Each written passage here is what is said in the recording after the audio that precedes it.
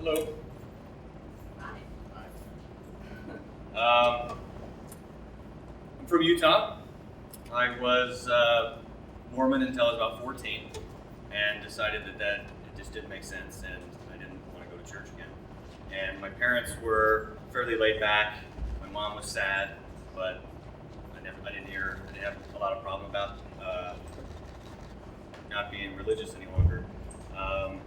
Until I joined the military, and most people that I interacted with in the military were religious, and it didn't sit very well with me, and I always found myself being forced to attend commander's call where there's prayer or there's should be official business being done in the base chapel, stuff like that. That really bothered me. So I didn't really know that I needed to be an atheist activist until then. I got out of the military. I only did 4 years. I got out and I moved back to Utah, and I felt kind of alone. I really didn't come back to Utah on purpose. It just happened. It's where the job offer that I accepted was, and so I felt kind of alone for a while, and I didn't really have anything going on as far as atheism, activism. And driving home one day, I saw the billboard, "You're Not Alone," out on Highway 201, and like that, that really, I would say, in some way, did actually. I fell for it. It was good. I was the target audience. Went to the website, joined up. One of the things I didn't realize early on was that it was. So I became a member almost right away, but I didn't realize that there were, the nonprofit part of it, the 501c3, the sustaining membership part. So as soon as I learned about that, it was probably 2012 or 13 when I became a sustaining member, and I've been ever since. Aside from that, I'm a federal employee now, and one of the two things that I'm very passionate about. There's the separation of church and state and labor activism. I'm outside of this, if this becomes a thing for me, I'm a union steward, or have been, or served different roles with my labor union. One of them which I think would cross over very well for this position or position on the board here, is legislative activism.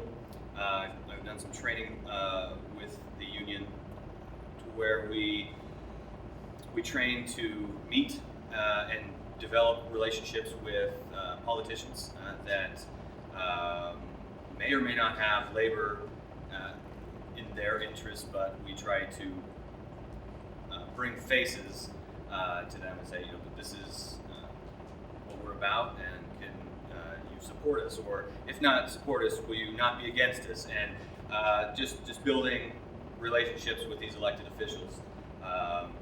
And I will say, just recently in May, I went to Washington, D.C. and actually got to do a bit of lobbying.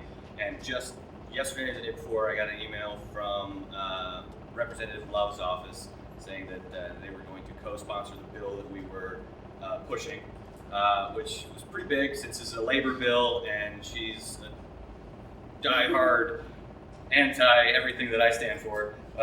So I felt that as a huge win and kind of a big boost, like I did something great, and so I felt good about that.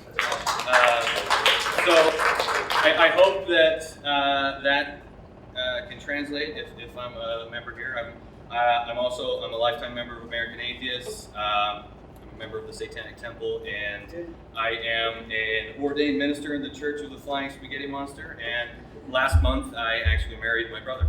So I didn't marry my brother. I performed.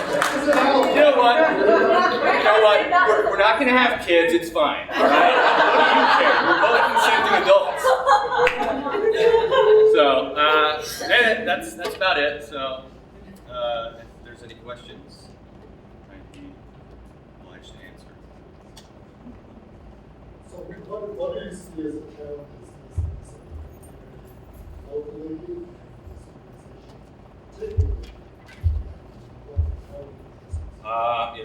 actually wrote that one down. Let's see here.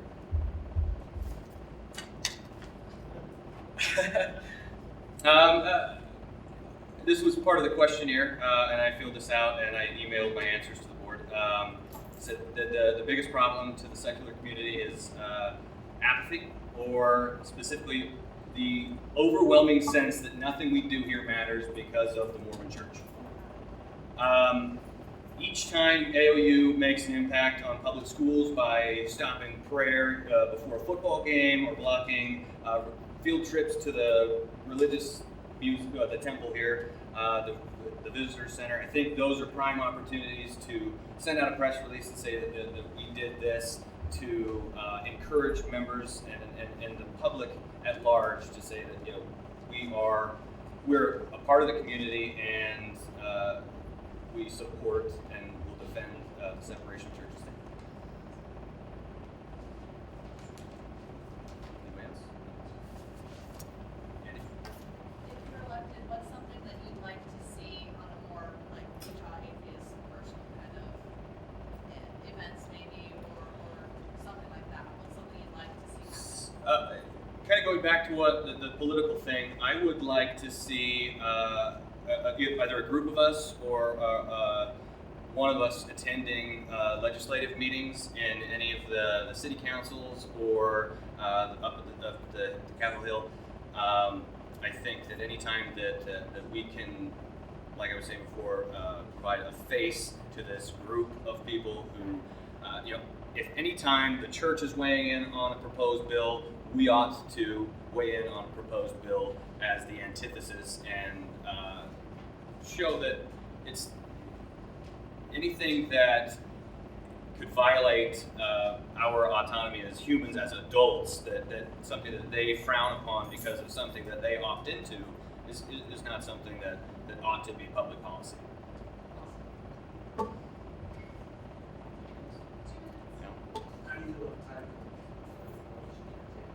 I feel like I am able to commit to the time requirements. I don't have children, so I don't have to worry about soccer or play dates or that kind of stuff. So I have a feeling that that's going to be a thing now. So just keep it going. yes, it's fine. Anybody else? What branch of the military were you in? I was in the Air Force. That's why you got all that God stuff. Yes. They're overrunning. There's a lot of God stuff. Not fun. So, I think that's it. All right.